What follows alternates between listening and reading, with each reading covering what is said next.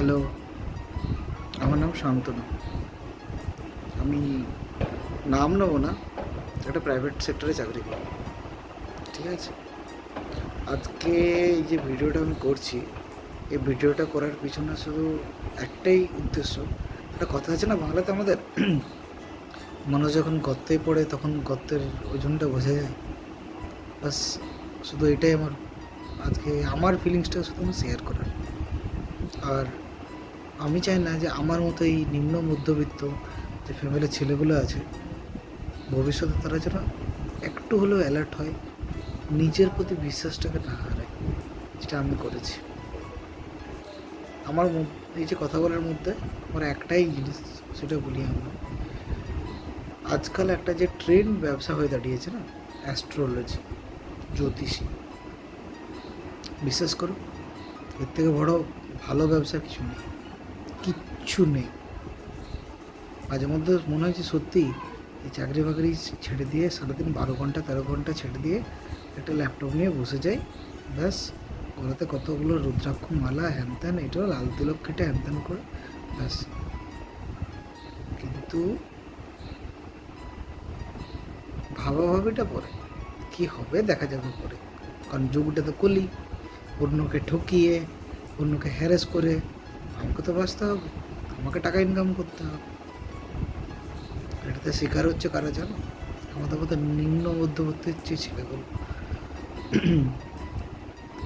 চাকরির অবস্থার বাজার তো সবাই জানে যে কীরকম। প্রাইভেট সেক্টরে 12 ঘন্টা 13 ঘন্টা খেটে অল্প রোজগার, কখনো প্রমোশন হয় কখনো হয় না, সারা বছরের কাজ শেষ করে পরেও ঠিকমতো মূল্যটাও পাওয়া যায় না। আর একটা সময় পর যখন সব ফ্যামিলি ম্যান হয়ে যায়, দায়িত্ববান হয়ে যায়, চাকরিটাকেও চেঞ্জ করতে পারে না চট করে, যে যদি আবার অন্য কোথাও গিয়ে না টিকতে পারে, সেই এক ভয়। তো এসব করতে গিয়ে একটা জিনিস আমি বলে রাখি, আজ বেশ কিছু বছর হয়ে গেল আমার আর্থিক সিচুয়েশন খুব খারাপ চলছে। কিছুটা রিকভার করে নিয়েছি, আরও রিকভার করতে সময় লাগবে। জানি না কীভাবে, হয়তো যদি সময়টাকে ঘুরিয়ে আনতে পারতাম সেই ভুলগুলো আর করতাম না।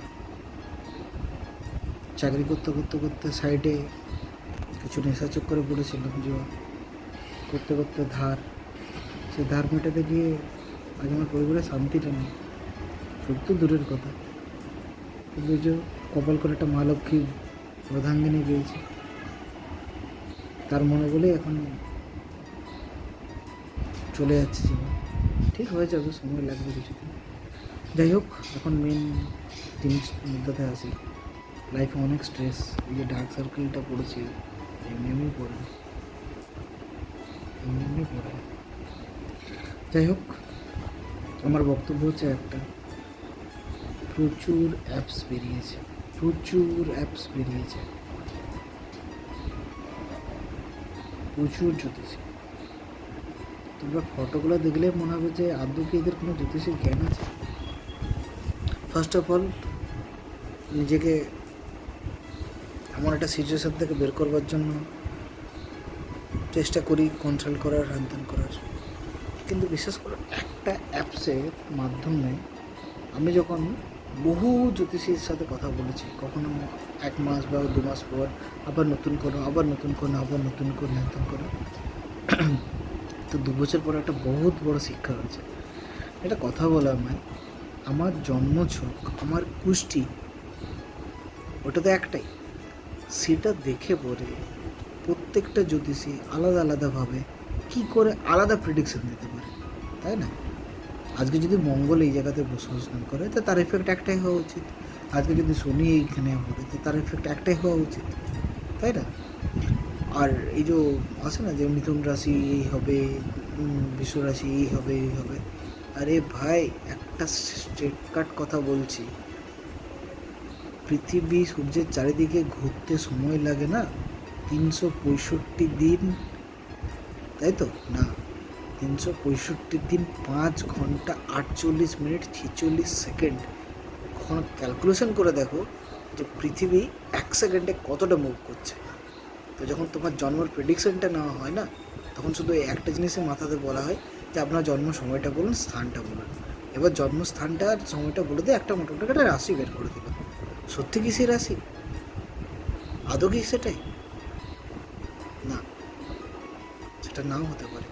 জ্যোতিষী অবশ্যই আছে, জ্যোতিষী বিষয়ে সায়েন্স আছে, কিন্তু সত্যি সেটা যদি হতো না, আজকে মানুষগুলো নিয়ে ব্যবসা শুরু করে উঠতো।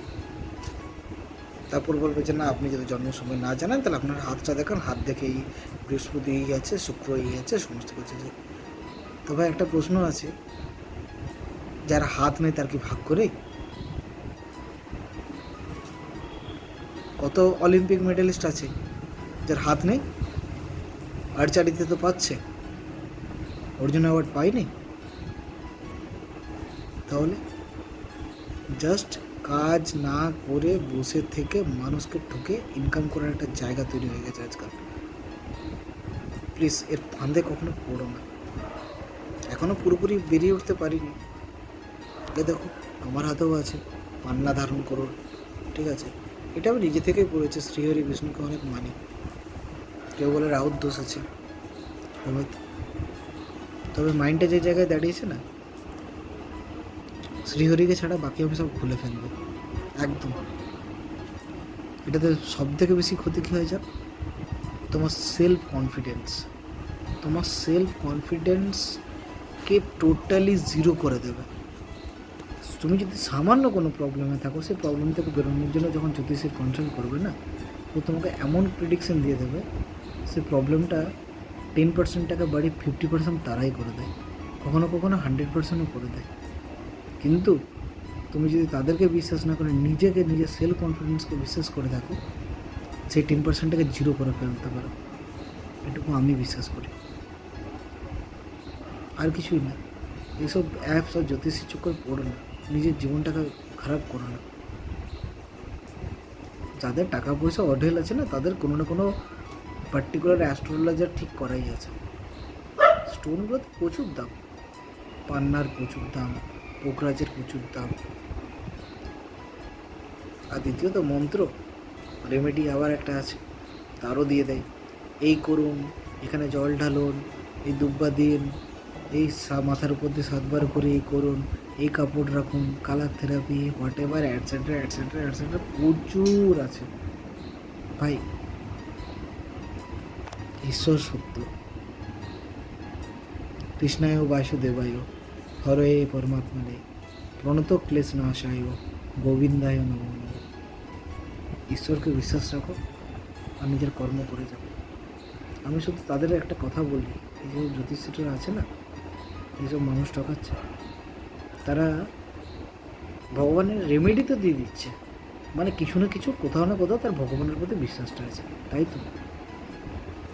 আরে মূর্খ, ভগবান শ্রীকৃষ্ণ যখন রাম অবতার জন্ম নিয়েছিল না, তখন যখন বালিকে মেরেছিল, তখন নিজের কর্মের পরিণতি নিজেই লিখে গেছিল যে পরজন্মে তোর হাতেই আমার আবার মৃত্যু হবে।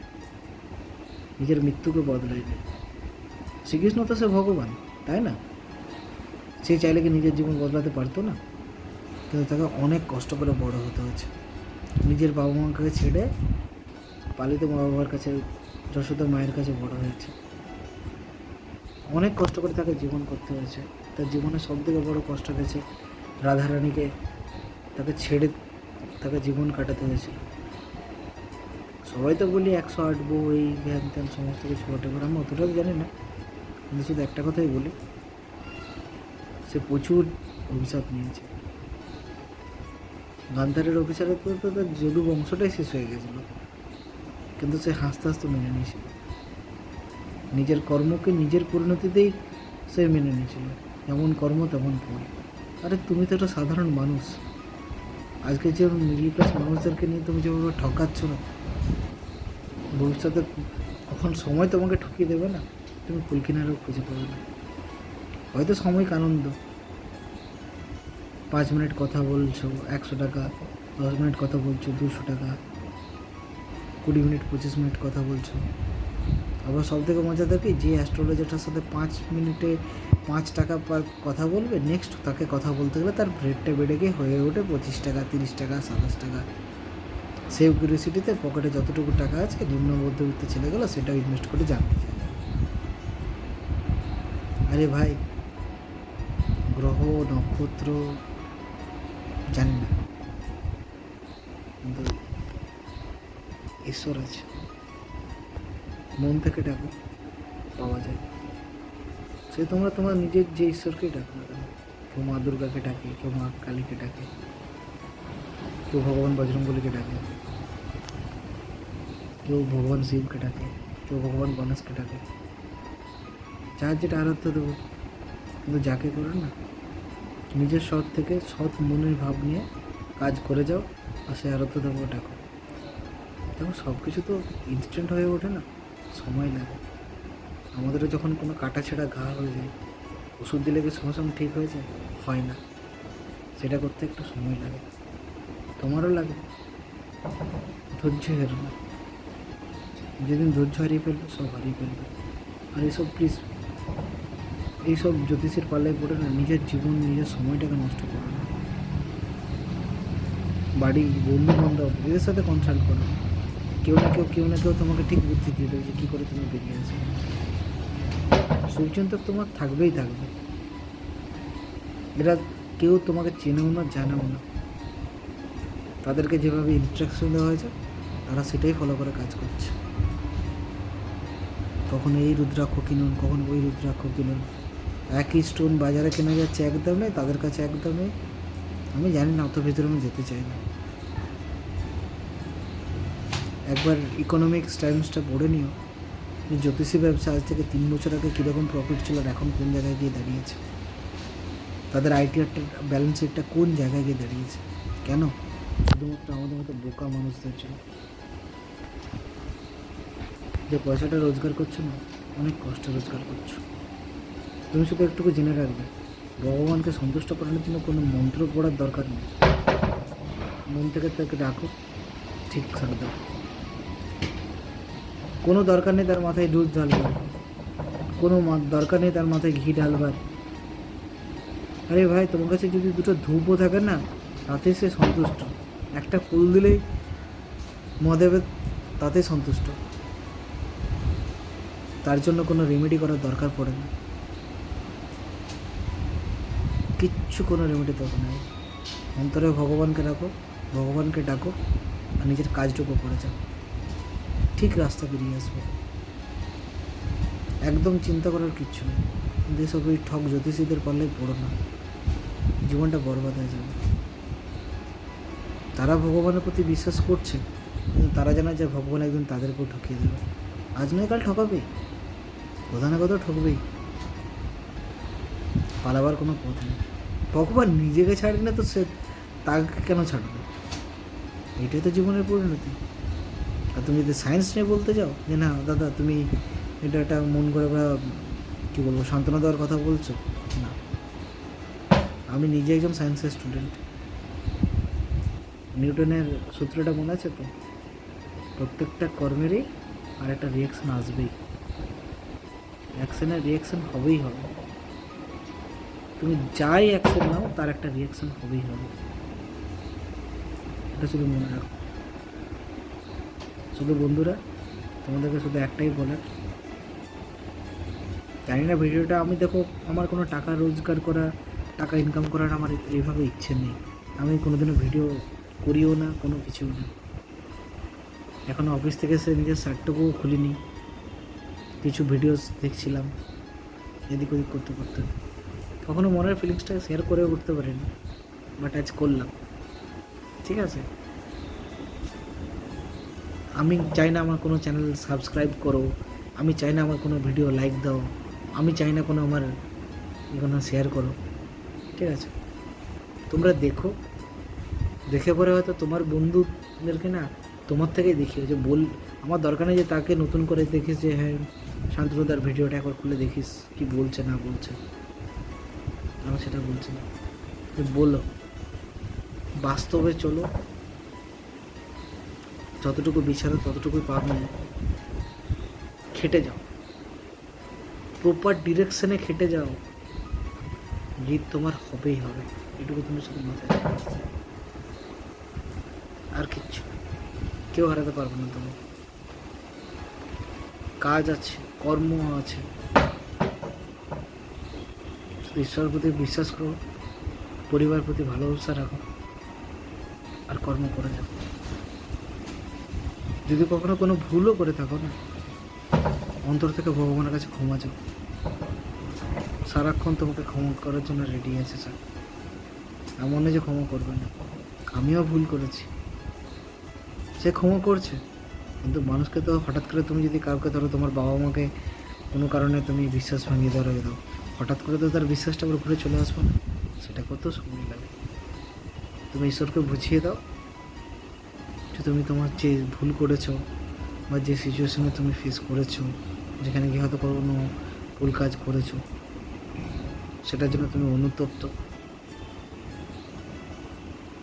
আমাকে রাস্তা দেখাও, যাতে আমি সঠিক পথে সঠিকভাবে এগোতে পারি।